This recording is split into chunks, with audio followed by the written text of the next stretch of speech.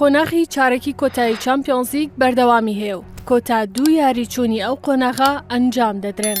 چوارشەممە لە کاتژمێردا دوو یاری بەڕێوەدەچن لە یاری لوتکەدا، یانەی بەرشەلۆنە لە یاریگای خۆی میوانداری یانەی بروسیا دۆرتمۆند دەکات.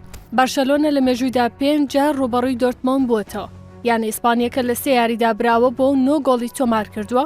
دۆرتمۆندیش بردنەوەی نییە و 4 گۆڵی کردووە لە دوو یاریشدا یەکسان بوون. یانە کەتەلۆنیەکە لە مۆرزەی چامپیۆنزلیگدا 10 یاری ئەنجام داوە، 8 بردنەوەی بەدەستێناوە و 1 شکستی هەیە و لە 1 یاریشدا یەکسان بووە و 32 گۆڵی تۆمار کردووە و 14 گۆڵی لێکراوە. لە بەرامبەردا دۆرتمۆند 7 بردنەوە و 2 یەکسان بوون و 3 شکستی هەیە لە 12 یاری ئەم مۆرزەی پاڵەوانێتیەکە، 28 گۆڵی تۆمار کردووە و 14 گۆڵیشی لێکراوە.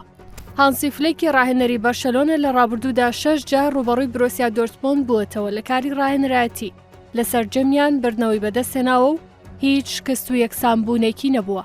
لە یاریکی تر و لە هەمان کاتدا یانەی پاریس سەن ژەرمانی فەڕەنسی لە یاریگای خۆیدا رووبەڕووی یانەی ئەستۆنڤیلای ئینگلیزی دەبێتەوە. پاریس لە مۆرزەی چامپیۆنزلیگ لە 12 یاری 7 بردنەوە و یەکسانبوونێک و 4 شکستی هەیە، 25 گۆڵی تۆمار کردووە و 10 گۆڵی لێکراوە. بەڵام ئەستۆنڤیلا تەنها 10 یاری ئەنجام داوە، بەهۆیەوەی ڕاستەوخۆ قۆناغی یەکەمی تێپەڕاند و خاوەنی 7 بردنەوە و 1 یەکسانبوون و 2 شکستە. پاریس سەن ژەرمان لە ئێستادا یەکێکە لە پاڵەوراوە بەهێزەکان بۆ بردنەوەی نازناوی ئەم وەرزەی چامپیۆنزلیگ، بەهۆی ئەو ئاستە بەرزەی پێشکەشی دەکات بە تایبەت لە ساڵی 2025دا و هەروەها تێپەڕاندنی یانەی لیڤەرپۆڵ لە قۆناغی 16 هێزێکی زیاتری بەو یانەیە بەخشیوە.